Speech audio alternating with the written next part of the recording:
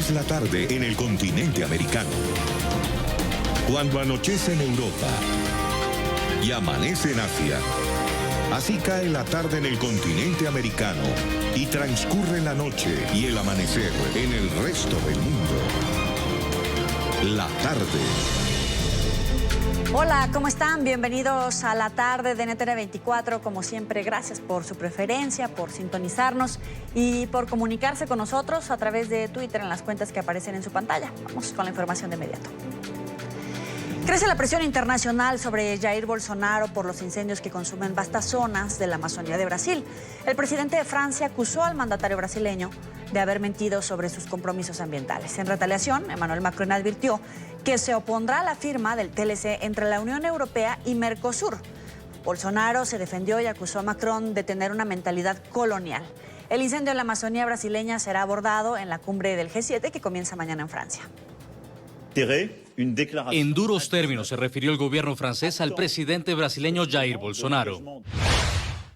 Dada la actitud de Brasil estas últimas semanas, el presidente solo puede constatar que el presidente Bolsonaro le mintió durante la cumbre de Osaka. Francia se refería así a los compromisos sobre el clima y la biodiversidad que Bolsonaro asumió en la reciente cumbre del G20 en Japón. El presidente brasileño respondió acusando al mandatario Emmanuel Macron de tener una mentalidad colonial. El tono sensacionalista con el que se refiere al Amazonas no contribuye de ninguna manera a la solución. Y es que los incendios en la Amazonía brasileña serán además tema central de la reunión del G7 este fin de semana en la ciudad francesa de Biarritz. El ejecutivo francés anticipó con el apoyo de Irlanda que se opondrá a la firma del Tratado de Libre Comercio entre la Unión Europea y Mercosur, bloque al que pertenece Brasil. La preocupación es aún mayor en América Latina. Tras el retiro de fondos de Alemania y Noruega, los gobiernos de Colombia y Chile anunciaron que apoyarán a Brasil para enfrentar los incendios. Estamos enfrentando una crisis ambiental, estamos viviendo un momento muy difícil y por lo tanto todo lo que los países hagan o dejen de hacer va a afectar la posibilidad real que tengamos como planeta de enfrentar esta crisis. La emergencia ambiental aumenta con las horas. Son cientos de miles de hectáreas quemadas, incluso en territorios protegidos. Los cerca de 14.000 focos activos podrían afectar el abastecimiento de agua en Brasil, Bolivia, Perú y Paraguay. En aproximadamente 2 horas, el presidente de Brasil va a anunciar una nueva medida para contrarrestar los incendios que se desarrollan a esta hora. En tanto, activistas pro ambiente también se suman a la presión internacional contra el presidente brasileño. Con el eslogan "Hay una emergencia ecológica", los manifestantes se concentraron frente a la Embajada de Brasil en Londres para exigirle al mandatario que deje de buscar excusas y culpables de los incendios en la Amazonía y se concentre en extinguir las llamas que están consumiendo el pulmón vegetal del mundo. Responsabilizan a Bolsonaro por lo que califican es una hecatombe ecológica. Nos acompaña Gustavo Segre, socio de Center Group, profesor de la Universidad Paulista y analista internacional. Como siempre, un gusto saludarlo. Bienvenido. Gracias, bienvenido y bueno, muchísimas gracias por el llamado.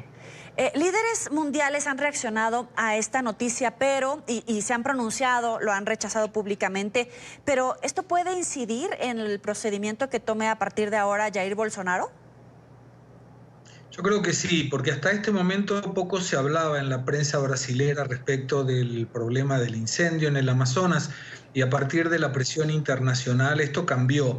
En el día de ayer comenzó rápidamente el Ministerio Público a solicitarle al Instituto Nacional de Control Ambiental, IBAMA, cuáles eran las medidas que tomaría para contrarrestar el incendio, cuáles habían sido las causas, cómo monitoreaba el tema de la cantidad de focos de incendio que se habían generado y el control de la deforestación que sufría la región amazónica.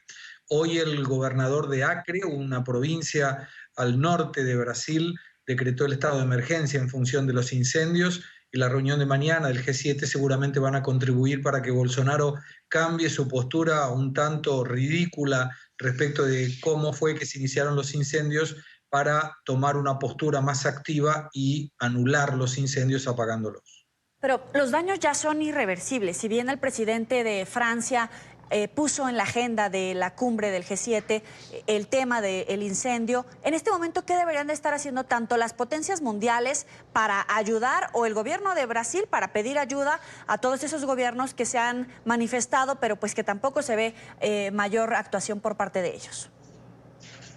Bueno, hoy Brasil no tiene aviones hidrantes como para atacar los incendios.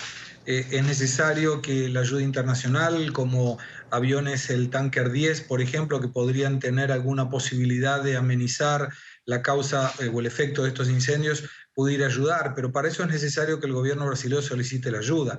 Se especula con que en la manifestación que va a tener Bolsonaro a las 20-30 horas de Brasil pueda hablar respecto de eso y qué es lo que va a hacer el gobierno como una postura activa en el combate a los incendios. Hasta ahora se dedicó a cuestionar los datos del Instituto Nacional de Pesquisas Espaciales, que había dicho hace unos meses atrás que la deforestación estaba aumentando en valores realmente preocupantes, y nuevamente en los días que pasaron atacó a los ambientalistas indicando que ellos podían ser los causadores de los focos de incendio, cuando en realidad a esta altura poco importa quién encendió el fuego, eso se podrá ver después, y sí cómo se combate.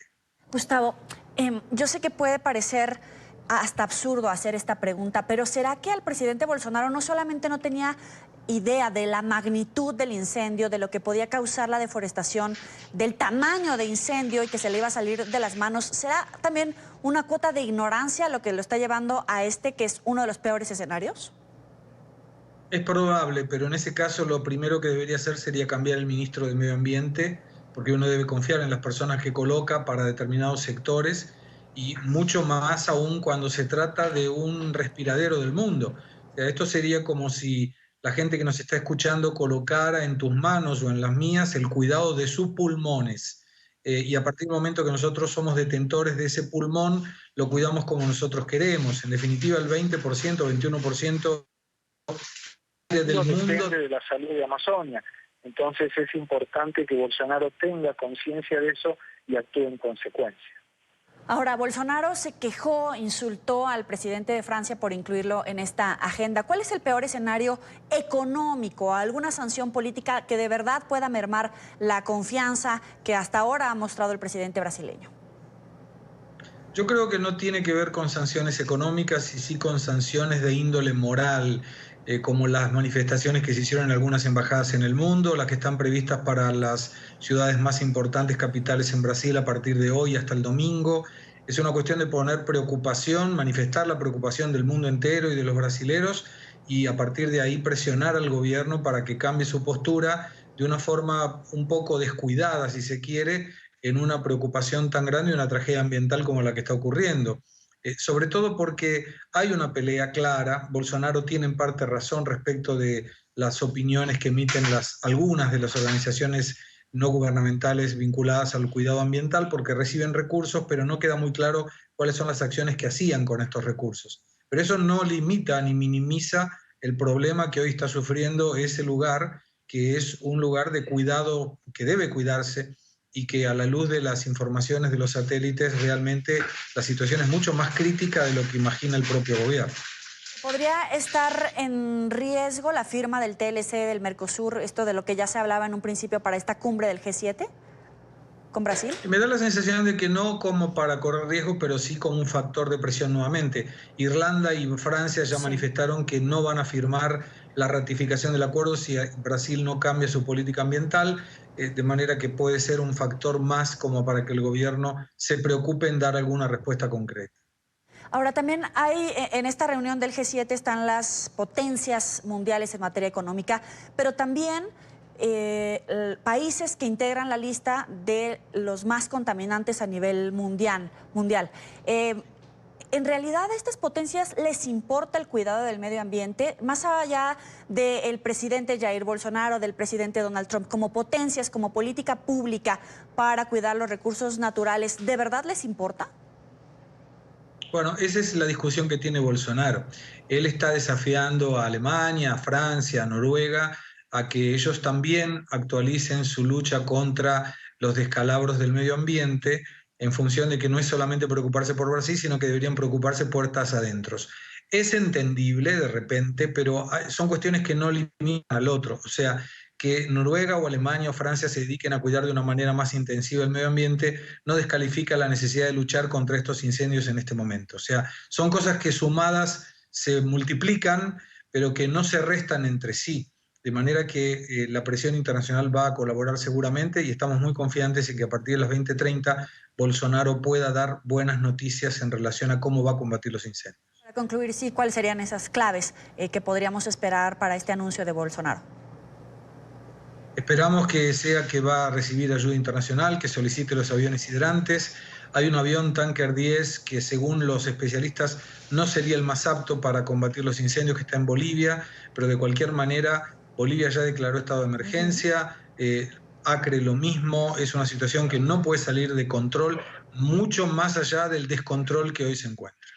Le agradezco a Gustavo Segre, socio de Center Group, profesor de la Universidad Paulista y analista internacional, por estos minutos para la tarde. Gracias a ustedes. Hasta luego. Hasta luego. Y es que la emergencia en la región amazónica no solo afecta al territorio brasileño, los incendios forestales también azotan el oriente de Bolivia, donde el fuego ha arrasado con miles de hectáreas de bosque. El gobierno de Evo Morales pidió apoyo a Brasil y Paraguay para combatir este desastre ambiental. Así lucen las áreas que son consumidas por el fuego en las cercanías de la pequeña ciudad de Roboré, en Bolivia. La población ubicada en el departamento de Santa Cruz hace parte de la gigantesca Amazonía que permanece en emergencia debido a los incendios que continúan arrasando con decenas de hectáreas cada minuto. El gobierno boliviano advirtió sobre las dimensiones del dramático panorama. Esta es una concentración de focos de fuego que afectan tanto al Paraguay, a Bolivia como al Brasil. Aseguran que es necesaria la intervención conjunta de los tres países para hacer frente a las incesantes llamas. Sería insuficiente intervenir solamente en el territorio boliviano, lo que nos obliga a intervenir en la zona que está afectada y que comprende una parte del territorio paraguayo y otra parte del territorio brasilero. Nada va a servir que nosotros controlemos en territorio nacional el fuego si no se controla en territorio paraguayo y si no se controla en territorio brasilero. Esta madrugada aterrizó un avión supertanker 747 procedente de Estados Unidos. La aeronave, con capacidad para transportar hasta 100.000 litros de agua, se unió a las labores de control de fuego. Las estimaciones oficiales indican que más de 500.000 hectáreas han sido consumidas por el fuego en las últimas 2 semanas, tan solo en el territorio boliviano. La tragedia ambiental en el país andino se atribuye principalmente a la quema de regiones pastizales. Es una actividad usual en esta época del año en Bolivia, conocida como chaqueo, que es realizada por los campesinos bolivianos para preparar los terrenos para la época de cultivo. Y en Europa también hay emergencia por incendios. Las autoridades de España se vieron obligadas a desalojar 40 viviendas de una urbanización en Marbella. 70 bomberos lucharon contra el fuego, que fue estabilizado esta madrugada. Las llamas se originaron en una zona boscosa cercana y se extendieron hacia una autopista y varios complejos residenciales.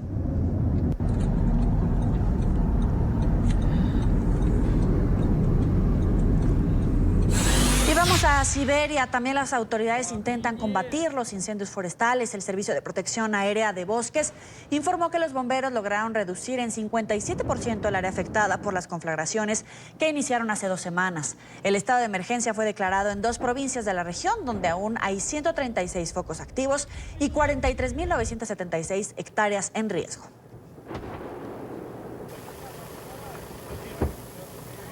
(5:16) en la costa este de los Estados Unidos. Vamos a revisar otros temas que hacen parte de la agenda informativa del día. Es noticia la alerta sanitaria en España. Las autoridades confirmaron que 175 personas han sido infectadas con la bacteria listeriosis. El foco de la enfermedad estaría en una fábrica de carnes en Sevilla. Este es un informe de Marcelo Moncayo desde España. Hola, ¿qué tal? Saludos para ustedes en la tarde, amigos televidentes. En España se incrementa el número de personas infectadas por listeriosis luego de haber consumido productos de la marca La Mechá. Las autoridades sanitarias acaban de confirmar que ya se ha encontrado uno de los focos de infección. En España continúa activa la alerta ante el brote de listeriosis que ya ha contagiado a más de 200 personas y ha causado la muerte confirmada de una de ellas y otra que, aunque tenía cáncer en fase terminal, su muerte podría haberse acelerado por el contagio con la bacteria. Las autoridades ya encontraron uno de los focos de infección que se hallaba en una de las máquinas de la empresa Magrudis que producía los productos contaminados que fueron consumidos por estas personas. Se ha inmovilizado toda la carne de esa marca, fabricada desde el día 2 de mayo, no solo en Andalucía, sino también en cualquier comunidad autónoma a la que haya llegado. La listeriosis presenta algunos síntomas y suele ser de cuidado en grupos específicos como ancianos, niños pequeños y mujeres embarazadas. El grupo de las mujeres embarazadas es un grupo especial porque, aunque a ellas no les va a afectar más que a otra población normal, a sus bebés sí que les puede pasar la listeria. La listeria puede atravesar la placenta y afectar al bebé. Y entonces pueden producir desde partos prematuros, fetos muertos, afectación de los niños con infecciones generalizadas, con luego secuelas neurológicas por meningitis, etc.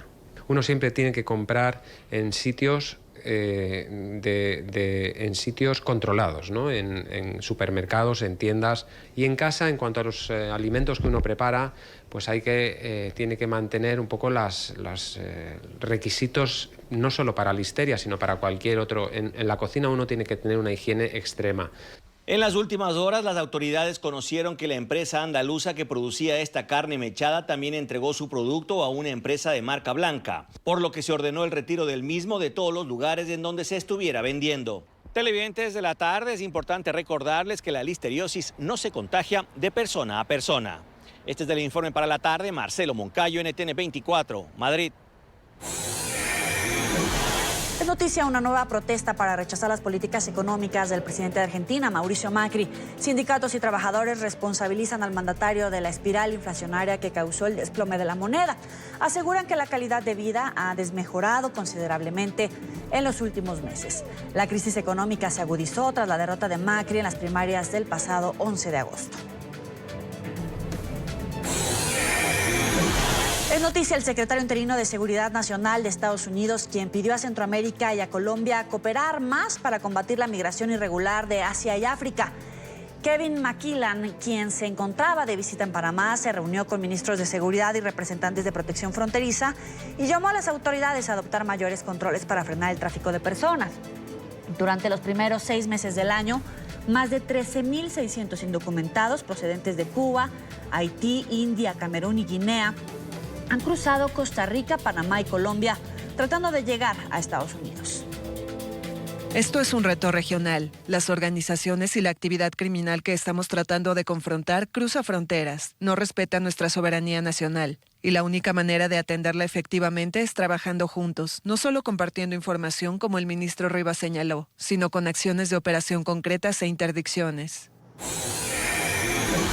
Es noticia el presidente de México, Andrés Manuel López Obrador, quien estaría dispuesto a dejar su cargo si así lo deciden los mexicanos. En conferencia matutina, el mandatario dijo que sigue en marcha, que en marzo de 2021 se realice una consulta ciudadana en la que se determine si abandona el cargo a la mitad de su mandato o lo termina en 2024. El jefe de Estado agregó que durante estos 3 primeros años de gobierno espera cumplir la mayoría de sus promesas de campaña, entre ellas la recuperación de Pemex y la ratificación de la Guardia Nacional en todo territorio. Y los 3 años faltantes del gobierno, si así lo dispone el pueblo, porque también estamos promoviendo la revocación del mandato, que en el 21 me someto a la revocación del mandato y se le va a preguntar a los mexicanos si quieren que yo continúe o que renuncie del cargo de presidente. Pero si en el 21 la gente decide que yo continúe, bueno, ¿cuál es el plan para el 22, 23, 24? Está con nosotros Alan López Fabián, investigador del Programa de Seguridad de México Evalúa. Gracias por estar con nosotros. Bienvenido. Gracias a ti por el espacio. En las consultas que ha hecho el gobierno de López Obrador, hasta el momento la participación ha sido muy baja, pero ha bastado para que se ejecute su voluntad. Hay muchos especialistas que advierten de que esta consulta de perpetuarse 3 años más dentro de su gobierno también podría llevar a una extensión de mandato, es decir, la reelección. ¿Estamos ante un mismo escenario para preguntarle a la gente en una consulta y al final terminar haciendo lo que él quiere? Pues sí, gran parte de algunas de las decisiones que ha tomado la nueva administración, como tú efectivamente lo comentas, se han basado en consultas y estas pues con una baja participación. Mira, desde México Evalúa, el centro de investigación en el cual yo trabajo, creemos que las decisiones de política pública se tienen que basar en diagnósticos claros, y por eso es importante no dejar de lado esta parte. También escuchar la experiencia y sobre todo los estudios que han realizado los expertos. Y al parecer la nueva administración deja de lado o hay un pequeño desinterés por tomar en cuenta la evidencia y por tomar en cuenta la voz de los expertos que no necesariamente coincidan con los diagnósticos que tiene el gobierno. Claro, pero si seguimos con la manera en la que López Obrador hace las cosas, le quiero compartir. Yo trabajaba como periodista en México cuando perdió las elecciones y recuerdo que en el Zócalo, a mano alzada, preguntó si la gente estaba de acuerdo en tomar el Zócalo y el Paseo de la Reforma, una de las avenidas más importantes de México. Y con base en las manos alzadas, él decidió que en ese momento se iba a tomar el Paseo de la Reforma y se montó este famoso plantón. Él estaría apostando nuevamente a aplicar una consulta que, aunque pudiera tener una baja participación, podría buscar tanto la revocación de mandato o bien ir hacia la reelección. Pues mira, lo que él ha dicho en los últimos meses es que él no se va a reelegir, ¿no? Él es una de sus propuestas claras. La revocación de mandato también sí la tiene como una de sus propuestas, y él también lo había mencionado desde campaña, ¿no? Que al final de los 3 años de su los 3 años de gobierno, los primeros 3 años iba a decidir, iba a someter a votación si él podía seguir o no en el gobierno. Pero pues eso es una decisión que debe corresponder al Congreso de la Unión, porque al fin y al cabo ahí está la soberanía de la Federación y del país. Pero él sí ha tomado, digamos, se ha postulado y ha dicho claramente que no se va a reelegir. Claro, hasta lo firmó, pero ¿se le puede creer? No sé exactamente si se le puede creer o no, pero el punto aquí es de qué manera los controles institucionales pueden ejercer ese control. Por el punto, el caso del Congreso de la Unión, el caso del Poder Judicial, que al fin y al cabo pues, estamos en un sistema democrático y que tienen que ejercer sus funciones para servir de contrapeso a las decisiones del Ejecutivo. Sí, pero hoy por hoy hay independencia de poderes en México. Hoy por hoy vemos la repartición incluso de las fuerzas políticas en el legislativo, pero también en el judicial. Y hemos visto también varias intentonas de que se realice presión hacia un grupo legislativo a favor de una reforma. ¿Hay algún viso de un intento por desmontar este entramado institucional y romper ese equilibrio, esa independencia de poderes por parte de López Obrador? O sea, a lo mejor no tanto en la parte formal. Lo que sí hemos visto es una centralización de la toma de decisiones y del poder. Es decir, el Ejecutivo, el presidente, cada vez controla más y toma las decisiones de manera pues, casi personal, ¿no? A través también de una política de austeridad, digamos, ha tenido de alguna manera injerencia en ciertos contrapesos institucionales o en cierta arquitectura institucional. ¿Para qué? Pues para de alguna manera tener un control sobre ellos.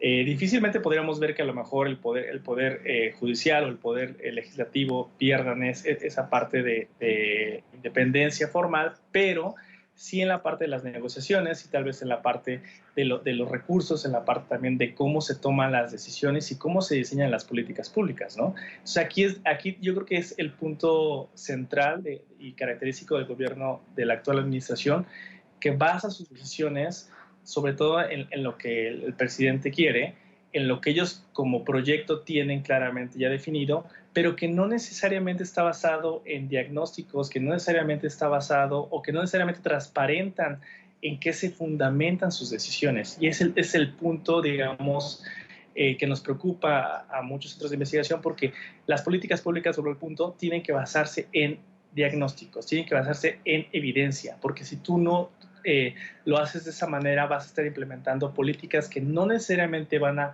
poder solucionar el problema que pretenden solucionar, ¿no? Entonces, difícilmente vas a ver un resultado positivo, algún cambio en el comportamiento de la población o alguna mejora en el bienestar de las personas. Sí, pero él apuesta al voto popular, le apuesta a la gente que vota por él sin importar los resultados, los estudios, sin importar la opinión de los expertos. Es decir, votan por él porque sí, y él está apostando a eso.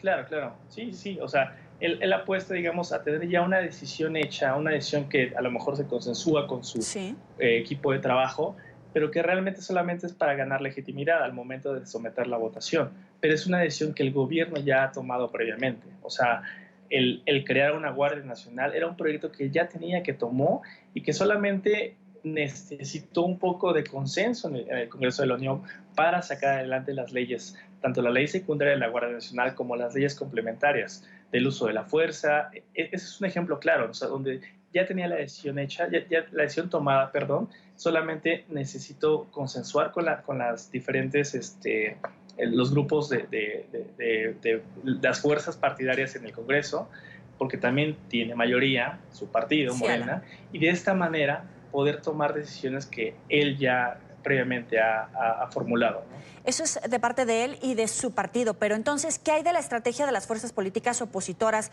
en el legislativo? Porque vemos a un PRI desdibujado, a un PAN desdibujado, sin ninguna ruta política, en gran medida por el hartazgo de la gente, pero también operativamente hablando, en el legislativo no han logrado conformar una fuerza opositora que le haga contrapeso. Sí, totalmente de acuerdo. Ahí lo que vemos es una posición muy fragmentada, muy débil, pero también hay que hablar de la otra posición, la posición que a lo mejor no es formal, como la sociedad civil, como es la academia, como es la ciudadanía. Ahí también, desde esas trincheras tenemos que sumar esfuerzos, crear alianzas, incluso con los medios de comunicación, para que la evidencia, la información realmente llegue a la población. Es decir, muchas veces la población no cuenta con la información y no conoce los datos que son, digamos, en los cuales se puede fundamentar una decisión. Si eso no lo hacemos llegar a la población y no se hace entender, difícilmente podremos cambiar la perspectiva que tiene la gente o que solamente tengan el conocimiento de lo que le dice el presidente, lo que le dice el partido en el poder. Entonces se requiere crear una posición más allá de los partidos políticos, como te repito, que incluya a la sociedad civil, que incluya a la academia, que incluya a la ciudadanía, a los medios, para realmente transmitir la información como es, los datos confiables, y decir por qué ciertas decisiones son factibles, por qué ciertas decisiones no son factibles y qué es lo que realmente necesitamos como país para cambiar. Te vuelvo a repetir, el caso particular de seguridad es un ejemplo claro de que necesitamos tener diagnósticos claros, locales, para poder atender la violencia. Si tú no cuentas con eso y no tomas en consideración que la violencia es un fenómeno que cambia dependiendo de la región, con una sola estrategia como la Guardia Nacional requieres de otros instrumentos de política pública, como son políticas de prevención, como son fortalecimiento de capacidades locales, como es una reforma policial integral para poder realmente atender un problema como es la violencia que se vive actualmente en el país. Ahora, poniendo la noticia en contexto para el auditorio que nos ve más allá de México, en países como Colombia, Ecuador, Bolivia, Perú y Venezuela funciona este modelo de revocación de mandato. ¿Cuáles son las experiencias que México podría haber aprendido, por ejemplo, del caso venezolano para no repetir lo que se ha hecho mal, por mencionar alguno, y buscar una ruta hacia la democracia y los pasos que no deberían de seguirse? Yo por ejemplo, aquí te diría que es importante, sí, o sea, tomar en consideración lo que ha pasado en otros países, pero también tomar en cuenta cómo está conformado el sistema político mexicano, cómo está conformado el entramado institucional, y si no contamos con un entramado institucional sólido, con instituciones fuertes, me refiero a las que supervisan el ejercicio del poder, o por ejemplo las que fiscalizan el uso de los recursos, o por ejemplo aquellas que se encargan de las elecciones. Si no cuentas con una solidez por parte de las instituciones, figuras como revocación del mandato, otras figuras pueden resultar no necesariamente benéficas para la democracia del país. Entonces, el punto central es cómo debemos consolidar. O sea, si ya veníamos de un proceso de consolidación hasta cierto nivel, tenemos que seguir apostando por eso. Seguir apostando por instituciones sólidas que permitan que este tipo de instrumentos o cualquier instrumento de política pública se pueda llevar a cabo de la manera más eficiente y mejor para el país. Te agradezco por estos minutos, Alan López Fabián, investigador del Programa de Seguridad de México Evalúa. Muchísimas gracias, que tengas muy buena tarde. Otro capítulo en la guerra comercial entre China y Estados Unidos. El presidente Donald Trump anunció hace minutos que a partir del 1 de octubre subirá los aranceles a bienes importados desde el gigante asiático, pasando de 25 a 30%. Más temprano, Trump había ordenado a las empresas estadounidenses cerrar sus operaciones en China. La orden llegó horas después de que Beijing anunciara un aumento de unos 76.000 millones de dólares en aranceles que serán aplicados a 5.078 productos estadounidenses. Trump dijo que las empresas deben buscar alternativas diferentes al país asiático que incluya fabricar sus productos en territorio nacional. Nuestro país ha perdido estúpidamente billones de dólares con China durante muchos años. Han robado nuestra propiedad intelectual a un ritmo de cientos de miles de millones de dólares al año y quieren continuar. No dejaré que eso suceda. No necesitamos a China y francamente estaríamos mucho mejor sin ellos. Las grandes cantidades de dinero que China ha ganado y robado de los Estados Unidos año tras año durante décadas se detendrán y deberán detenerse ahora. Nuestras grandes compañías estadounidenses son ordenadas a comenzar inmediatamente a buscar una alternativa a China, incluyendo traer sus compañías a casa y hacer sus productos en los Estados Unidos. Responderé a las tarifas de China esta tarde. Esta es una gran oportunidad para los Estados Unidos.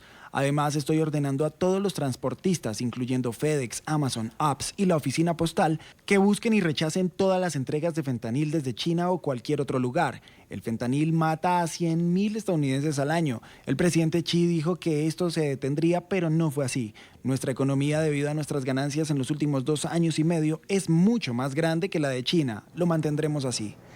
En nuestro estudio nos acompaña David Schwartz, presidente y CEO de la Asociación Internacional de Banqueros en Florida. Y antes de hablar del evento por el cual nos acompaña, quisiera saber, ¿se ha desatado ya definitivamente esta guerra comercial entre China y Estados Unidos después incluso de la caída en los mercados el día de hoy? Bueno, yo diría con esas últimas sanciones, sí. O sea, realmente hemos entrado en una fase de una guerra comercial. Obviamente eso ha traído una cierta volatilidad en los mercados. Hemos visto que hoy en la tarde la bolsa de Nueva York bajó unos 600 puntos. Había bajado más, pero recuperó al final, que normalmente hace, sobre todo un viernes, porque tiene que cerrar posiciones antes del fin de semana. Pero esto apenas empieza. Sí. O sea, lo que había hablado en el pasado y los aranceles que habían impuesto, o sea, eso había sido no realmente una guerra, pero una señal que quieren entrar en una discusión profunda. Desafortunadamente, esas discusiones no han llevado a nada. Y estos anuncios que hace el presidente Trump, ¿son en consecuencia del primer anuncio de China o está actuando por adelantado el presidente de los Estados Unidos? ¿O cómo lo evalúa usted? Bueno, un poco los dos. Él ya tenía en mente de hacer algo, pero al momento que China salió con sus aranceles, entonces él reaccionó de inmediato. Eso parece que es su forma de reaccionar. Claro. ¿Y qué se puede esperar a partir de ahora? ¿Qué margen de movilidad, de reacción tienen las empresas estadounidenses? Porque hoy Trump iba más o menos dictando hacia dónde se iban a dirigir los movimientos, pero a partir del lunes, en realidad, ¿cómo pueden reaccionar tanto las bolsas como los empresarios estadounidenses? Bueno, vamos a ver qué pasa durante el fin de semana, porque, como dije, eso es el viernes y esas cosas por motivos inconocidos siempre pasan el viernes. Entonces hay que esperar el fin de semana a ver si hay más discurso, si hay quizás una retracción o de parte de China o de los Estados Unidos, porque va a ser difícil por las empresas americanas de inmediatamente de cerrar fábricas en China y buscar alternativas. Eso no se puede hacer de un momento y eso para toda la producción. Pero eso, ¿qué tanto impacta al empresariado estadounidense? Porque hablábamos de las grandes marcas que van a tener que reajustar sus modelos, pero ¿pierden ese mercado también? Bueno, al final sí, pueden perder el mercado. El problema es que si no hay producción y tienen que buscar otros países para fabricar sus productos, eso permite a terceros de entrar y captar su parte del mercado. ¿Y en América Latina cómo afecta?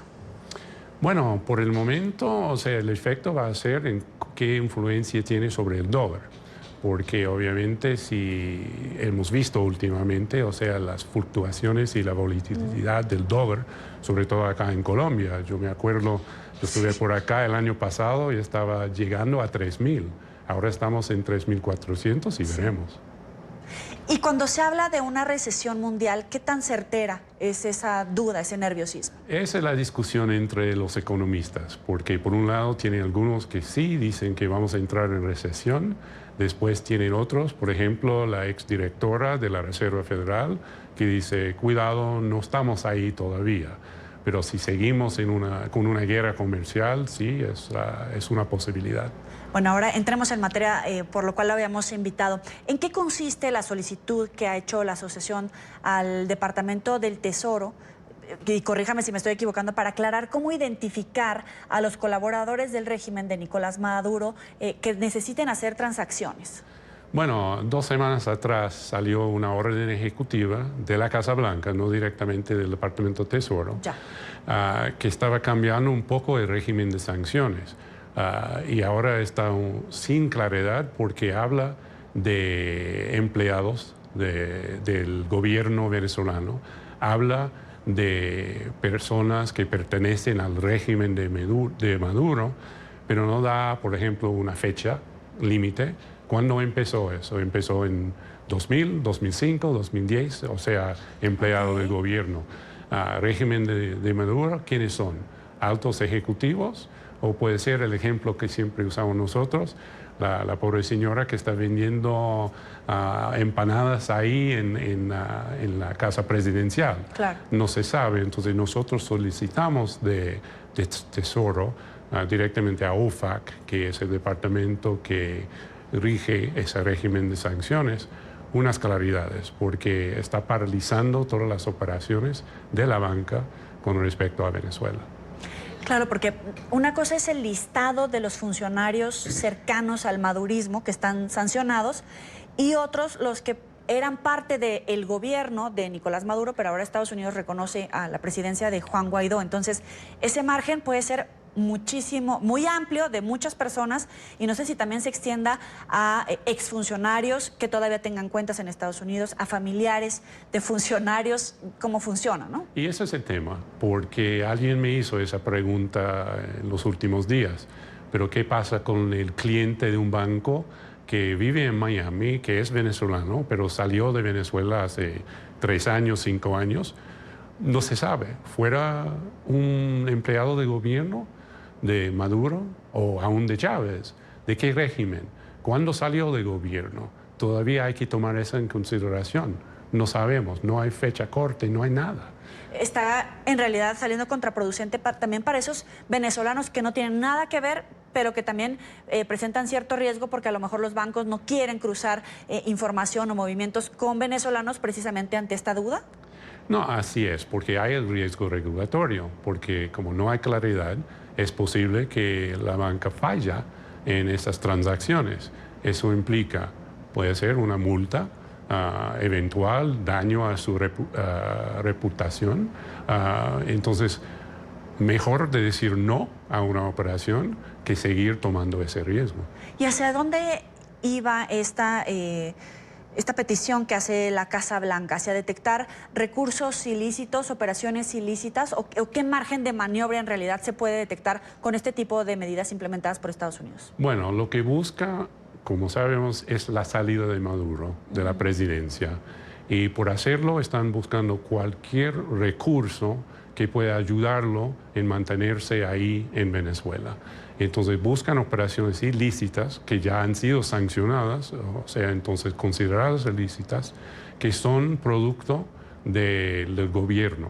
Y como dije, del gobierno, ¿qué quiere decir? Antes sabíamos qué quisiera decir PDVSA, operaciones de PDVSA, claro, ventas de oro, o sea, del gobierno venezolano, pero ahora realmente no sabemos. Y es certero porque pensando, no sé, un prestanombres, o sea, hay muchas maneras de evadir a la justicia, de evadir esta representación o que te liguen con el gobierno de Nicolás Maduro. Bueno, ya hemos visto y nuestra unidad de inteligencia financiera, FinCEN, ha publicado tipologías de cómo están evitando esas sanciones. Por ejemplo, exportando petróleo a través de terceros y después vendiendo eso en euros y pasándolo a través de tercer bancos que los convierten en dólares. ¿Quién conoce el origen de esa operación? Está recibiendo una transacción en dólares, pero no se sabe que eso era una exportación en euros que salió de Venezuela. Pero esas son cuentas millonarias que de verdad lo pueden mantener en el poder. Sí, así es. Y esas cuentas pueden estar ubicadas en paraísos fiscales, por ejemplo. Esas cuentas pueden ser bajo nombres de empresas offshore, donde nadie sabe quién es el dueño beneficiario de esa cuenta. Y el evento de tecnología que van a llevar a cabo, de tecnología e innovación financiera para las Américas, se va a llevar a cabo del 4 al 6 de septiembre. Háblanos de esto. Así es. O sea, las empresas de tecnología financiera, o sea, los fintechs, están transformando la industria financiera con todas sus innovaciones.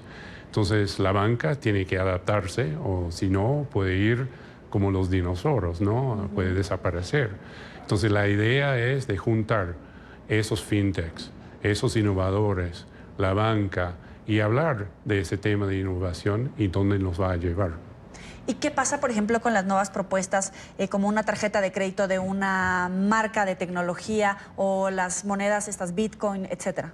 Bueno, la idea de esas nuevas tecnologías es de eliminar fricción, porque el cliente hoy en día quiere todo rápido. Si pensamos que cuando salió el teléfono celular, era eso, nada más, un teléfono. Ahora es una computadora. Uno puede mandar mensajes, sí, recibir llamadas, pero puede pagar sus cuentas, puede consultar sus cuentas bancarias, puede consultar hasta sus cuentas de patrimonio, a ver cómo van en el mercado, como hoy, por ejemplo. Entonces, eso es lo que quiere el cliente. Entonces, eso es lo que hay que transformar dentro de la banca misma. Te agradezco por estos minutos para la tarde de NTN 24. Bueno, gracias a ustedes por la invitación, ¿no? Vamos a otras informaciones. Dos de las principales potencias militares del mundo están dando pasos hacia una nueva carrera de armas. El presidente de Rusia ordenó hoy una respuesta proporcional a la amenaza representada por la nueva prueba de misiles de tipo crucero, adelantada por los Estados Unidos el pasado 18 de agosto. La orden de Vladimir Putin llegó tan solo horas después de que Washington y Moscú intercambiaran acusaciones por esta causa en el Consejo de Seguridad de Naciones Unidas. Alejandro Rincón tiene toda la información desde Nueva York. Adelante. Hola, feliz tarde de viernes para todos. El pasado 2 de agosto, Estados Unidos se retiró de un importante tratado de control de armas que había firmado con Rusia en la década de 1980. El pasado lunes causó sorpresa en la comunidad internacional la difusión por parte del Pentágono de esta secuencia, en donde Estados Unidos confirma la prueba exitosa de un misil de tipo crucero que puede impactar a su objetivo con éxito a 500 kilómetros de distancia. Esta circunstancia motivó al Kremlin en las últimas horas a convocar un Consejo de Seguridad. Allí, el presidente Vladimir Putin hizo el siguiente anuncio. El hecho de que desarrollemos los sistemas más modernos de armas que no tienen comparación en el mundo fue causado por una salida unilateral por parte de los Estados Unidos del Tratado de Misiles Antibalísticos. Nos vimos obligados a garantizar la seguridad de nuestra gente y de nuestro país. Lo estamos haciendo ahora y lo haremos en el futuro. El posible rearme material entre los Estados Unidos y Rusia empieza a gestarse luego de un rearme a nivel verbal. Washington y Moscú ya intercambiaron fuertes acusaciones en el Consejo de Seguridad de Naciones Unidas. Se acusan mutuamente de estar emprendiendo una carrera armamentista entre ambos. Los Estados Unidos no van a ser parte de un tratado que ha sido deliberadamente violado por Rusia. Los otros miembros aliados de la OTAN también concluyeron que Rusia tiene material que lo involucra. Déjenme repetirles, Rusia tiene material que los involucra. ¿Se dan cuenta de que las ambiciones geopolíticas de Estados Unidos nos tienen a un paso de una carrera de armas que no podría ser controlada o regulada? Nos preocupa ese panorama. Esta circunstancia es monitoreada de cerca por la Secretaría General de Naciones Unidas, que ha pedido a las principales potencias militares y en conjunto a la comunidad internacional tomar los pasos necesarios para evitar una nueva carrera armamentista a nivel global. Entre tanto, la pregunta que surge alrededor de esta causa es si el mundo está entrando a una nueva fase o una guerra fría entre los Estados Unidos y Rusia en pleno siglo XXI. Es todo lo que tenemos para ustedes por ahora. Continúen con más en la tarde. Gracias, Alejandro. Y la cifra de guatemaltecos deportados de Estados Unidos va en aumento. La administración de Donald Trump asegura que está priorizando la detención y deportación de criminales condenados y de quienes representan una amenaza a la seguridad nacional. De acuerdo con cifras del Instituto de Migración, en lo que va del año, 67.365 guatemaltecos han sido retornados a su país de origen. 35.638 por vía aérea desde Estados Unidos. En NTN 24, al padre Juan Luis Carvajal, director nacional de la Pastoral de Movilidad Humana en Guatemala, que da asistencia a los guatemaltecos que retornan, niega que los deportados estén relacionados con criminalidad y aseguró que todos llegan con un sueño destrozado.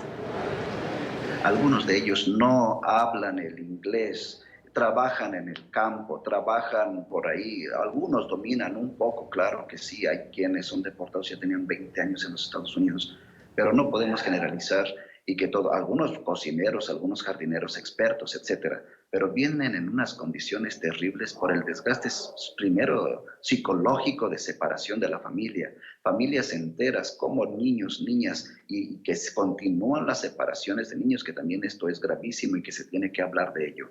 Por lo tanto, cuando llegan aquí, llegan con un sueño destrozado. Se dice, en este momento hay retraso, pero nada más. Uno sabe que se fue la luz porque está oscura. Al rato viene un guardia con una lucecita, una lámpara y te saca por los rieles. Las escaleras mecánicas no sirven ninguna. Tú piensas para subir eso, o sea, realmente tú llegas agotado a tu casa nada más por lo del metro, porque eso es como subir a la cima del cielo. Una vez más, el régimen de Maduro culpa a la llamada ultraderecha. Señalan que este cable de alta tensión fue cortado, pero nadie muestra las pruebas. Posiblemente es un acto de saboteo de la derecha apátrida con el fin de causarle daño a nuestro pueblo. Para los usuarios, la tesis del sabotaje es un mal chiste. Me voy a reír. Eso no se lo cree nadie. De verdad que sí. Ellos no viven en este país definitivamente. Esto no es ningún sabotaje, esto ya colapsó y ya no se puede más. Cónchale, que agachar la cabeza y aceptar de que se equivocaron, por favor. Mira, yo vengo a pie de los dos caminos, y gente, señoras, mujeres preñadas, esto es horrible lo que está pasando. Por favor, ¿a quién le vamos a echar la culpa? Antes era la Cuarta República, ahora es Trump, ahora es una iguana.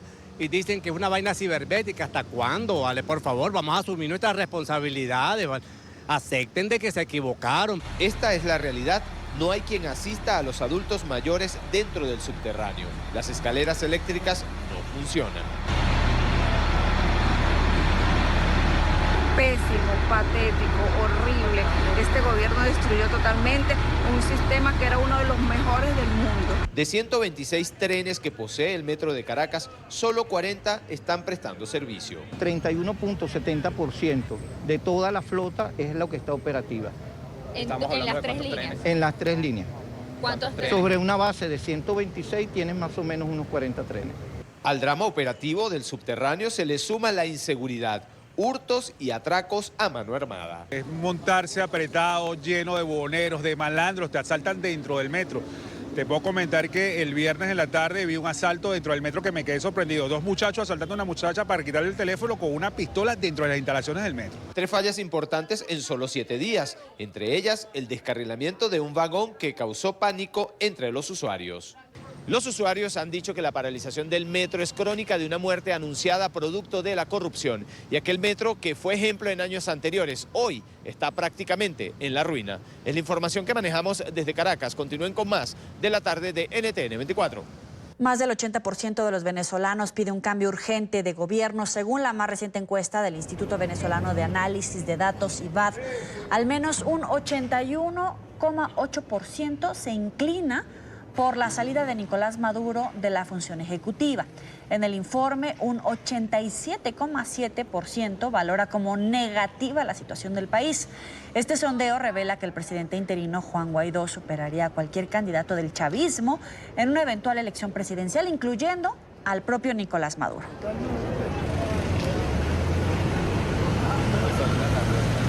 En esta parte del programa nos acompaña Félix Seijas Rodríguez, asesor del Instituto Venezolano de Análisis de Datos. Gracias por estar con nosotros. Bienvenido. Hola, muy buenas tardes. 81,8% dice que se necesita un cambio urgente en Miraflores. ¿Qué nos puede decir? Porque es casi la totalidad de la población, por lo menos de los encuestados. Sí, bueno, ya estas son cifras que están bastante altas de hace bastante tiempo. Este año se han incrementado. La población venezolana en su gran mayoría está sufriendo un deterioro en su nivel de vida bastante violento, bastante rápido. Esto ha ocurrido en muy poco tiempo. Entonces, sí, la gran mayoría, incluyendo personas que apoyan el chavismo, consideran que debe haber un cambio y que el cambio es urgente. Algunos, una parte del chavismo, por supuesto, ve o quisiera que ese cambio se diera a lo interno del chavismo. Hay otra parte del chavismo que ya estaría incluso apostando o dispuesto a contemplar otras opciones fuera del chavismo. Félix, quiero compartirte este material. Es que el descenso en el respaldo de Maduro se ha podido comprobar ya en varias actividades convocadas por el régimen. Ayer, en una de ellas, en La Guaira, zona costera contigua a Caracas, Maduro saludaba a un pueblo que decía que lo estaba respaldando. Como en otras ocasiones, cuando se gira la cámara, no había más que una decena de personas a las que Maduro llamó el pueblo. Vamos a verlo y volvemos contigo. La bandera de Venezuela, qué belleza, ¿no? Tremenda obra que hemos inaugurado hoy para el transporte público de La Guaira. Allá está el pueblo, mira, saludando. Ya lo vamos a atender. Y la Plaza Bolívar Chávez, que también la inauguramos. Venezuela avanza. Y el Mar Caribe, nuestro, libre. Libre. Siempre será libre porque es nuestro. Te felicito. Gracias. García Carneiro, te felicito. Sigamos así en La Guaira, mira. Qué bello se ve ese nombre ahí, La Guaira. Qué bello es nuestro Mar Caribe. ¡Que viva Venezuela! ¡Viva! Aplaudiéndole los que todavía detentan un salario del bolsillo de Maduro. Pero en realidad, ¿de qué tamaño es el rechazo a la persona de Nicolás Maduro según este sondeo? Sí, el rechazo es un 85% aproximadamente. Esto ha venido creciendo, en este año creció, se incrementó, pero ya en años anteriores ya eran cifras importantes. Hace aproximadamente unos 2 años nosotros ya habíamos dicho que Maduro como marca, si lo viéramos como una marca comercial, pues ya había pasado el punto de no retorno, es decir, no era rescatable. Su figura ya no genera ningún tipo de credibilidad, incluso dentro del mismo chavismo. ¿Y Juan Guaidó superaría a cualquier candidato del chavismo, incluyendo a Maduro? ¿Contra quién más lo midieron? ¿Contra un Diosdado Cabello, un Vladimir Padrino, un Héctor Rodríguez? No, medimos puntualmente la figura de Maduro y la figura de Guaidó. También medimos de manera abierta, simplemente hablando de un candidato oficialista o es decir, un candidato chavista, un candidato del PSUV, del partido de gobierno, o un candidato de oposición, pero no medimos a Guaidó con ninguna figura específica. Lo que sí hicimos fue preguntar si dentro del chavismo, si un candidato no fuese Maduro, entonces ¿quién sería la persona que el mismo chavista vería como una posibilidad de sustituto? Y ante esa pregunta, pues están los nombres de Héctor Rodríguez, que es el que aparece un poco más alto. Todos aparecen bajos, por supuesto, en porcentaje, pero los que destacan más son Héctor Rodríguez y la figura también de La Cava, el gobernador del estado Carabobo, y Héctor Rodríguez, el gobernador del estado Miranda. Dentro de los chavistas, ¿no? Dentro del chavismo, sí, preguntando si hubiese que sustituir a Maduro, entonces el chavismo, ¿qué quisiera? ¿Qué figura ve como posible sustituto? ¿Y para el resto de los venezolanos todavía hay cabida para otra figura del chavismo, alguien cercano a Nicolás Maduro? No, todos los números son bastante bajos, pero claro, esto no es indicativo que no pueda surgir una figura en el futuro que sustituya a Nicolás Maduro. Esto podría ser, esto lo que nos dice, el estudio lo que nos dice es que las personas no tienen en su imaginario en este momento alguna persona determinada, una persona específica para ese rol. Ahora, esto no quiere decir que no pueda surgir en el futuro. Igualmente, en diciembre del año pasado nadie conocía a Juan Guaidó, menos del 3% según nuestros estudios habían escuchado alguna vez su nombre y la mitad de ellos sabían exactamente quién era, es decir, prácticamente nadie en Venezuela lo conocía y fíjense lo que terminó sucediendo en enero, es decir, algún evento puede poner en la palestra alguna figura que rápidamente pueda entonces volverse dentro del chavismo como una figura popular. Ahora, 61,3% de los venezolanos valoran como positiva la actuación de Guaidó. ¿Cuáles serían los mayores logros o los mayores fracasos que registra la población sondeada? Bueno, por supuesto que la principal crítica a la hora de señalar alguna crítica es que el tiempo viene pasando y no se concretan los resultados. Estamos hablando de una población que está sufriendo, como lo dije antes, diferentes niveles, de diferentes maneras. Y sí, le urge que esta crisis tenga alguna solución. Esta solución no ha llegado, así lo lo percibe la gente. Por supuesto que estamos hablando de un trabajo que es muy complicado, es un proceso bastante difícil, un proceso que toma tiempo, pero la gente está esperando que esto suceda. Por lo menos así también se ha dicho en diferentes ocasiones, ha sido el discurso de Guaidó, que estamos cerca del cambio, esto no se termina concretando, y esa es la principal crítica, el por qué no se ha logrado el objetivo. Y en el conflicto entre Maduro y Guaidó, me llama la atención una cifra, 51,2% dice que Guaidó ganaría. ¿Tener la mitad es suficiente? ¿Que esté tan dividido es suficiente? No, lo que pasa es que esta pregunta no muestra división en realidad. Lo que muestra es esa figura, esa cifra, lo que muestra es la expectativa de la gente. Quienes piensan que realmente va a poder lograr el objetivo y quienes piensan que quizás queriendo que lo logre, pero quienes piensan que es posible que no lo termine logrando. Guaidó tiene un apoyo en este momento. Él como persona, el 55%, ahora a nivel electoral tiene un voto potencial de 65%. Esta cifra lo que nos dice es que si llevamos ese 50 a 65, hay una diferencia de 15%, entonces hay un 15% que apoya a Guaidó, pero duda que tenga la fuerza suficiente para lograr el cambio. Y respecto a otros líderes de la oposición al régimen venezolano, ¿quiénes figuran? Bueno, ya desde un tiempito, desde este año, mejor dicho, es Leopoldo López la segunda figura después de Guaidó. Guaidó sigue siendo el referente, por supuesto, es el principal referente, y Leopoldo López se ha ubicado ya desde hace algún tiempo como esa segunda persona o el segundo referente del venezolano. Y los otros liderazgos, no sé, María Corina Machado, Enrique Capriles, todas esas fuerzas que de verdad tienen un capital político todavía al interior de Venezuela, ¿dónde quedan? Ellos están ahí también presentes, solamente que si lo vemos en porcentaje, pues es menor. Es decir, en este momento el referente es Guaidó. Los otros también existen. María Corina representa quizás a un sector mucho más radical, un sector mucho más flemático. Ese es su nicho en este momento, pero ese es un sector limitado y así ha venido siendo. Es decir, ella se ha estabilizado en un porcentaje. De ahí no ha subido, de ahí no ha bajado, se mantiene allí. Enrique Capriles es una figura que todavía es importante, pero fíjense que Capriles viene de ser 2 veces candidato. La última vez que fue candidato, la manera en la que terminó todo aquello, una elección muy cercana, fue criticado por una parte, fue entendido por una parte del electorado como que había abandonado la lucha.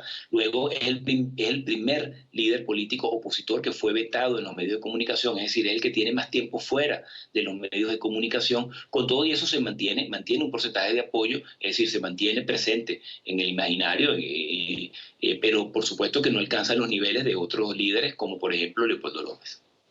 Más allá de estos liderazgos mencionados de los chavistas, ¿hay una tercera vía real en el imaginario político y social que pudiera resolver esta crisis? Bueno, esa tercera opción tiene como unos 4 o 5 años que la gente la está buscando.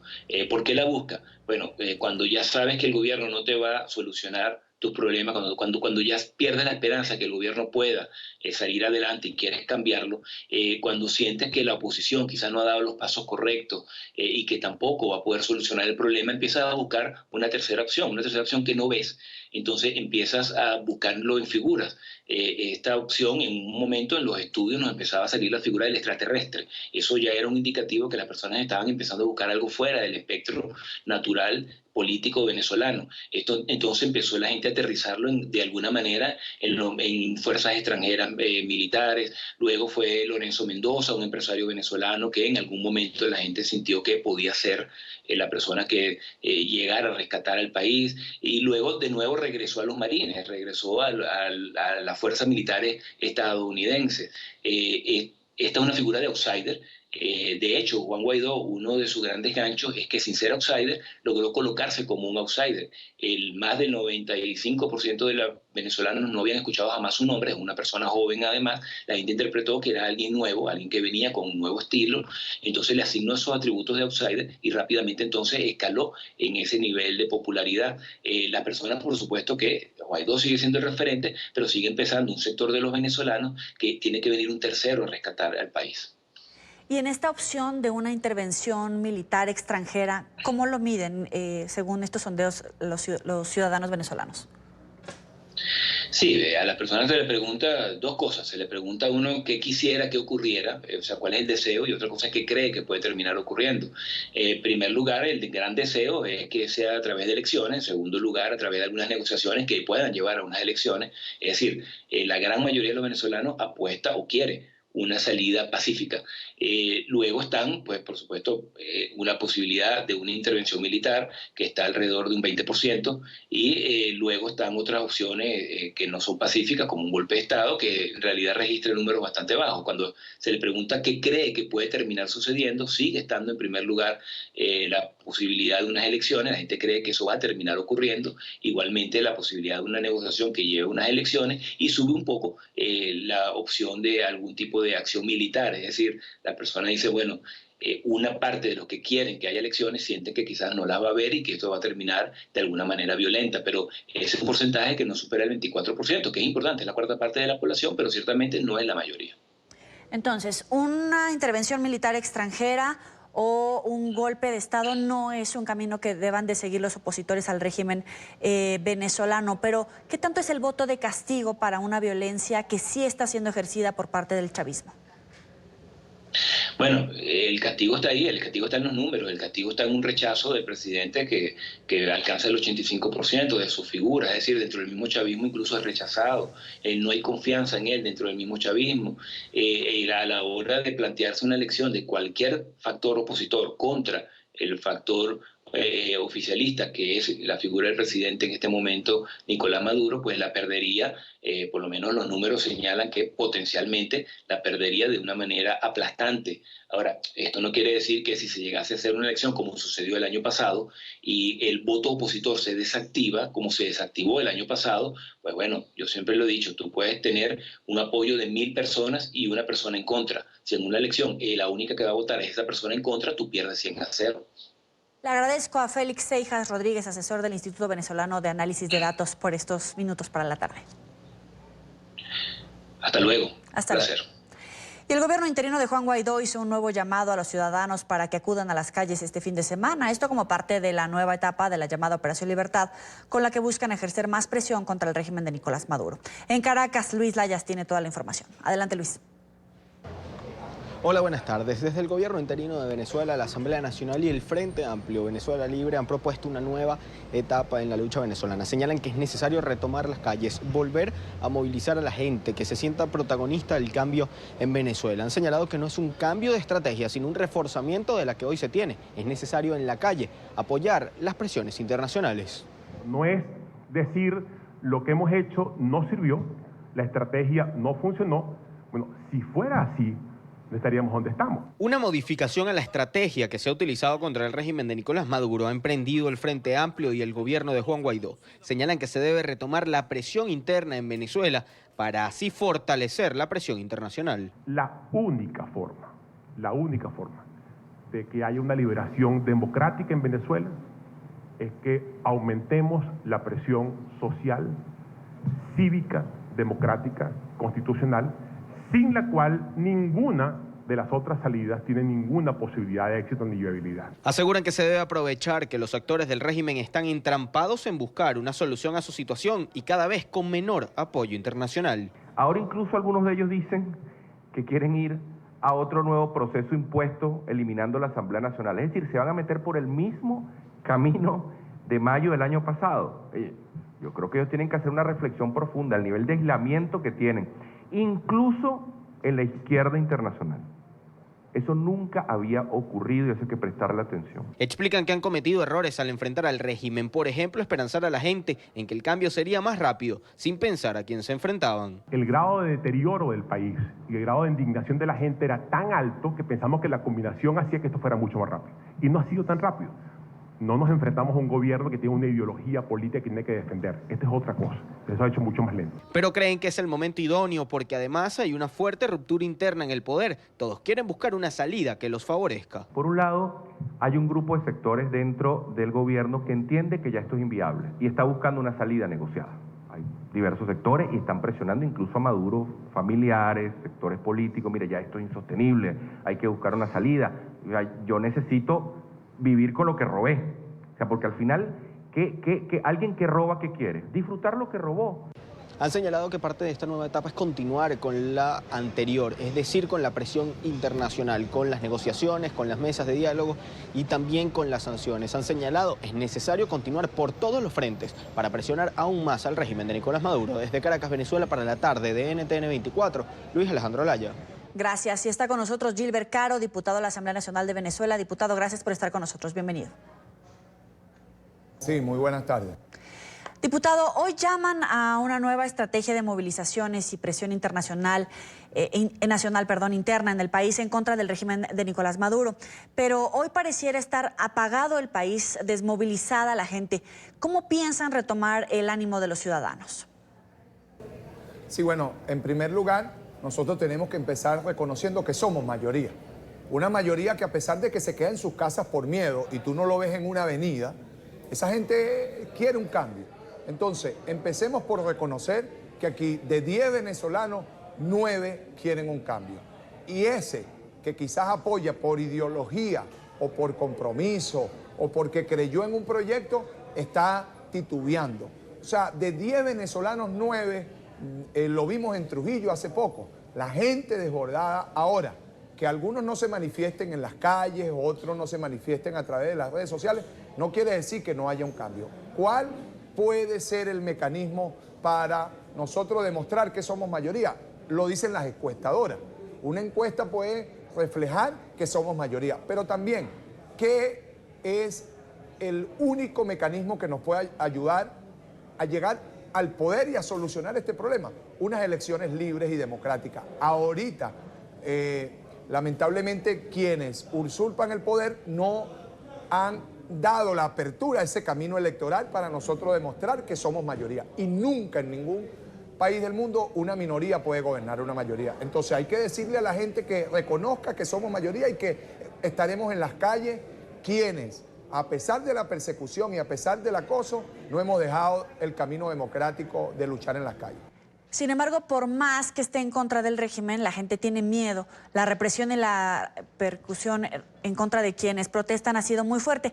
¿Qué se le puede decir a la gente que duda sobre salir o no? Sí, bueno, mira, también hay que aclarar. A partir del 5 de julio, aquí empezó un camino jurídico. Y hablando a nivel mundial, hay más de 60 países que no reconocen a los usurpadores. Yo no veo a estos países retrocediendo. Aquí hay un camino jurídico que comenzó. Ahora, que la gente tenga el miedo de manifestar, sí, Mandela lo dijo en su momento en Sudáfrica, pero hay que dominar el miedo.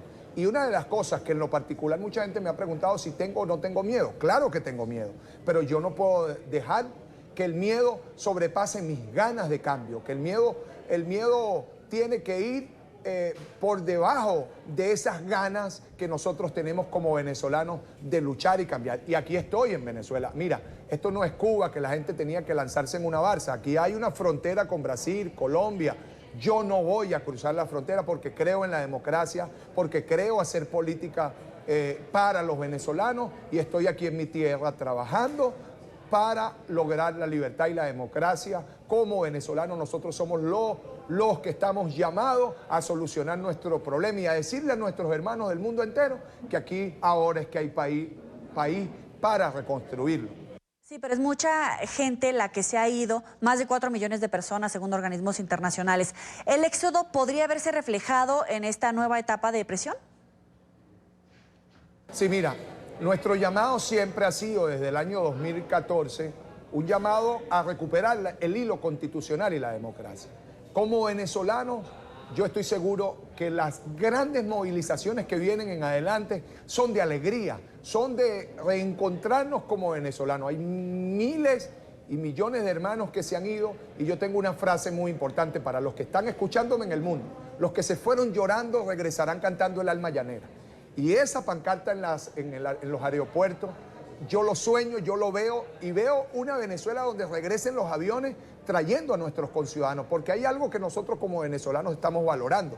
La mayor riqueza que nosotros tenemos no es el petróleo, como nos han dicho que somos la Arabia Saudita y el petróleo está allá abajo, que muchos de este régimen regalaron. No, nosotros no nada más valoramos el petróleo, a las mujeres bonitas, no valoramos nada más a esta tierra llena de gracia para el turismo, no, sino a nuestros hermanos, a quienes han perdido a su familia con el éxodo. Y nuestra lucha en la calle va a ser de alegría. Recuperaremos nuestra mayor riqueza, que son nuestros hermanos que regresarán a Venezuela. Hermanos, estamos aquí en Venezuela trabajando y luchando por la democracia porque creemos y estamos convencidos que podemos tener una mejor Venezuela para todos, donde todos los derechos sean para todos por igual. ¿Y cómo está la unidad hoy? Hay quienes se oponen a las decisiones de la Asamblea Nacional e incluso de Juan Guaidó. ¿Qué se puede esperar entonces de los sectores que adversan al régimen? Mira, los radicalismos y los polos se tocan. Nosotros estamos en una unidad clara y nuestro presidente Guaidó lo ha dicho, en una ruta, el cese de la usurpación. De allí esta unidad ha venido creciendo y hace poco se hizo en la sede del Nacional un evento que se le demostró al mundo entero en donde hay una unidad seria, una unidad clara. Ahora, que hay unos sectores que dentro de la venganza, dentro del resentimiento, quieren que nosotros actuemos fuera de esa unidad, se equivocaron. Hay una unidad más madura. Antes nos pedían unidad. Mire, aquí quienes tienen que ponerse de acuerdo son los del régimen o los del gobierno para aclarar cómo van a salir del poder. Ellos son los que tienen que ponerse de acuerdo, porque allí hay muchísima gente que quiere un camino democrático, un camino electoral y que quiere salir a través de las medidas que le puedan dar la mayor facilidad y tranquilidad a los venezolanos, porque son nuestros hermanos, los venezolanos, los que se ven afectados, y este problema como venezolanos nosotros tenemos que derrumbarlo. Y ahí hay una unidad madura, hay una unidad clara en el cese de la usurpación, en unas elecciones libres y democráticas al final. Entonces, ¿para qué ir dando tanta vuelta? Quienes crean que nosotros no vamos a salir de esa unidad se equivocan. Aquí hay un partido serio que ha avanzado en algunos escenarios y el mayor escenario es recuperar la democracia en paz y estamos unidos. Se habla de hacer frente al régimen, pero parte de la estrategia de estos es encarcelar, perseguir, atacar. ¿Hay miedo hoy en la dirigencia política? Mira, si el gobierno su estrategia fue encarcelar, se equivocaron de que nos iban a frenar. Nos salimos más fuertes, salimos más maduros, salimos más claros con nuestra visión de lucha. El régimen, bien lo sabe el mundo entero, yo he sido víctima en ciertas oportunidades de mi prisión y hablé del perdón y hablé del no revanchismo y que aquí quienes quieran venir a ser país, bienvenidos. Y ahí están muchos personeros del gobierno donde han dado un paso valiente en asumir que hay que reconstruir un país. Miedo, como te lo digo, sí lo he sentido, pero no puedo dejar de luchar y en la estrategia que ha implementado el régimen se han equivocado. Y tú ves, últimamente hay muchísimas personas que han salido de las cárceles fortalecidos. Así que encarcelando no van a pagar una lucha. No hay país del mundo en donde hayan encarcelado a sus líderes que hayan logrado el objetivo. Esto no es Cuba. Cuba tiene 100 años que no saboreó la democracia. Nosotros sí sabemos lo que es ir a un supermercado y comprar lo que nos daba la gana. Así que no necesitamos el CLAS. Yo soy bien crítico al CLAS porque yo lo que quiero es tener un poder adquisitivo en donde yo compre lo que me ha dado, lo que yo quiera, con mi poder adquisitivo que me lo da el sudor de mi frente, con mi trabajo. ¿Hemos sido críticos a las políticas sociales del usurpador? Sí, hemos sido críticos. Ahora, la cárcel no ha minimizado mi voz, ni mi lucha, ni lo hará. Yo creo que de parte de quienes están del otro lado también necesitan ponerse de acuerdo para que la ventana que puedan lograr sea la del respeto a los derechos humanos, buscando la justicia y buscando la equidad, porque aquí hay que hacer justicia para todos los venezolanos. Le agradezco a Gilbert Caro, diputado a la Asamblea Nacional de Venezuela, por estos minutos. Saludos, buenas tardes a todos los que nos puedan ver y escuchar a través de este medio. Vamos a una pausa, pero antes los invito a que se suscriban al canal de YouTube NTN24. Van a poder encontrar todo el contenido multimedia, entrevistas, reportajes y la señal en vivo. Recuerde, www.youtube.com/NTN24. Ya volvemos. Esta semana se presentó en un evento en Italia el documental Venezuela Resiliencia. Este documental muestra el hambre que padecen los venezolanos que no pueden escapar del país, que está ocasionando tristeza y muerte. A través de entrevistas, testimonios y material de archivo, narra la trágica realidad, pero también la capacidad de reponerse de aquellos que tienen fe en la recuperación del país. En particular, muestra el trabajo de la Iglesia venezolana para dar alimento para el alma a los más necesitados a través del programa Ollas Comunitarias de Cáritas de Venezuela. Me encontré pues con la gran necesidad de un pueblo que está sediento y que está hambriento. Nos acompaña Marinelis Tremamuno, periodista ítalo-venezolana, fundadora de la ONG Venezuela, La Piccola Venecia. Gracias por estar con nosotros. Gracias. ¿Cómo se vive la resiliencia en Venezuela? ¿Qué rostro tiene? Sí, el venezolano por naturaleza es un pueblo que siempre ha sido muy optimista y que saca lo mejor de sí, incluso en las situaciones más difíciles. En este momento en donde el país está sufriendo una crisis como nunca antes en su historia, esos venezolanos que no pueden escapar y que están sufriendo el empobrecimiento que vive el país y hambre, sin embargo tratan de sobrevivir y parte de estas iniciativas tenemos las ollas comunitarias, que es un programa que lleva a cabo la Iglesia venezolana a través de Cáritas desde el año 2016 y que a raíz de la crisis se ha difundido a lo largo del país y que no solo ahora lo hace la Iglesia venezolana, sino también hay muchas asociaciones civiles y otras religiones que están utilizando este mismo modelo para tratar de ayudar a las personas más necesitadas. Es un programa en donde se realiza una gran olla. Muchos de estas ollas son realizadas con alimentos que llevan los mismos pobres, cada quien colabora con algo y hacen esta gran olla que puede ser una sopa, una pasta, arroz con algún carbohidrato o frijoles, y de una olla pueden comer 100, incluso 200 personas. Es de verdad muy hermoso ver cómo en la dificultad los pobres ayudan a los más pobres. ¿Qué le da fuerza, por ejemplo, a un niño cuando tiene hambre, cuando no tiene hogar, cuando no tiene nada de estabilidad en su entorno? Sí, lo increíble de esta situación de crisis y de pobreza que está sufriendo Venezuela es que precisamente los mismos pobres son los que están colaborando y la población más vulnerable son los niños.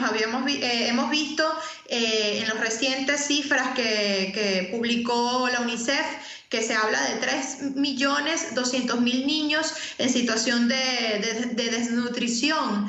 Es una alerta que viene incluso dando la Cáritas de Venezuela desde hace bastante tiempo y lamentablemente si no se toma una medida inmediata en donde esta población vulnerable, tanto niños como ancianos, puedan ser atendidos, que pueda ser atendida esta emergencia humanitaria, lamentablemente el futuro de Venezuela está bastante comprometido. Obviamente estas iniciativas tratan de alguna manera proteger a esa población vulnerable, pero es poco delante del drama que se está viviendo en Venezuela. Ahora, tú presentas los testimonios de una familia en pobreza y la visión de los expertos, pero ¿qué fue lo que más te sorprendió a ti como venezolana? Lo que más me sorprendió, más allá del sufrimiento y la tristeza, es la esperanza que está presente en estas personas que incluso, como dicen algunos de los testimonios, pasan muchas veces un día entero sin comer. Incluso los niños, una cosa de verdad muy fuerte, ¿no? Ver cómo una madre tiene que explicarle a su niño que no puede darle nada de comer. Sin embargo, vemos ese sentimiento de esperanza, vemos que hay una sensación general de querer un cambio y que a pesar de la adversidad, hay una sensación general de que puede existir esa posibilidad de cambio en Venezuela. Creo que por eso digo que el pueblo venezolano es un pueblo que siempre ha sido muy optimista y bueno, a pesar de todas estas dificultades, me sorprendió también ver siempre una sonrisa. Es increíble, de verdad, la fuerza de voluntad que mantiene el venezolano a pesar de esta situación tan difícil. En medio de este éxodo, te pregunto, ¿observas que todos aspiran a irse? No, de alguna manera el venezolano que se va no se va porque quiere, se va porque la situación lo obliga. Digamos que sí hay una sensación general de que se quieren ir, pero no porque realmente quieran vivir en otro país. Se quieren ir porque sencillamente en Venezuela están pasando hambre. Entonces, por eso digo que si este cambio se logra dar en Venezuela, yo creo que muchos de esos venezolanos que se han ido van a regresar y la situación puede cambiar drásticamente en muy poco tiempo. Y justo a eso iba. De verdad todos quieren regresar porque a lo mejor después de muchos años ya han construido su vida, su familia, incluso en otros países. En tu caso, pues es una situación que no necesariamente es la que se ve, por ejemplo, en los que están llegando apenas a Perú, a Colombia, a Ecuador. ¿Tú observas que todos quisieran regresar si no estuviera esta crisis que está viviendo el país? La emigración más reciente estoy segura que sí, que casi todos quisieran regresar, porque obviamente a pesar de que se han ido no quiere decir de que sus condiciones hayan mejorado. Al contrario, los venezolanos que se han ido en estos últimos años, en este gran éxodo de masa de estos últimos 3 años, creo que están sufriendo muchas calamidades. Muchos de ellos incluso en condiciones peores de las que se encontraban en Venezuela, porque ha sido un éxodo tan grande que los países que han recibido, sobre todo en América Latina, no están preparados para recibir esta cantidad de venezolanos. Los que tenemos más tiempo, como por ejemplo en mi caso, que tengo ya 10 años fuera de Venezuela, yo creo que no nos hemos desconectado del país. A lo mejor se nos hace más difícil poder regresar porque ya hemos formado una familia o porque ya estamos un poco más estables, pero sin embargo nunca nos hemos desconectado y yo creo que todos aportaremos de alguna manera para la reconstrucción del Venezuela, incluso no regresando. Podemos colaborar de muchas formas, como por ejemplo en mi caso que colaboro a través de mi profesión como periodista. Hay médicos que siguen colaborando también, por ejemplo, con el tema de la recolección de medicinas. Yo creo que existen muchos venezolanos en el exterior que seguimos apostando por Venezuela.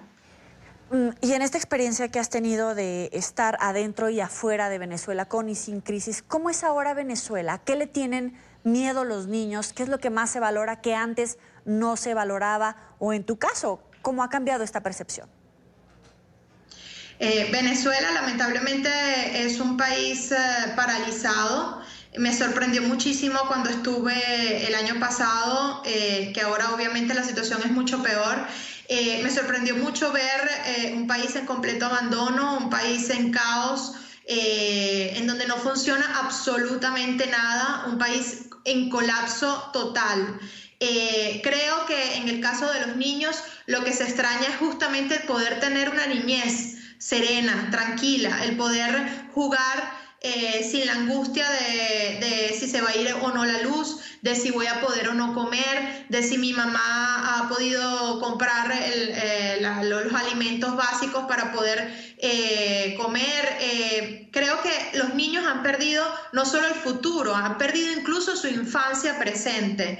Esto es muy triste y esto yo creo que sin duda nos tiene que llamar a la reflexión, porque eso que está sucediendo en Venezuela puede suceder en cualquier lugar del mundo. Y yo creo que esto que nosotros estamos viviendo tiene que servir también de ejemplo para que no se repitan estas situaciones en otros países.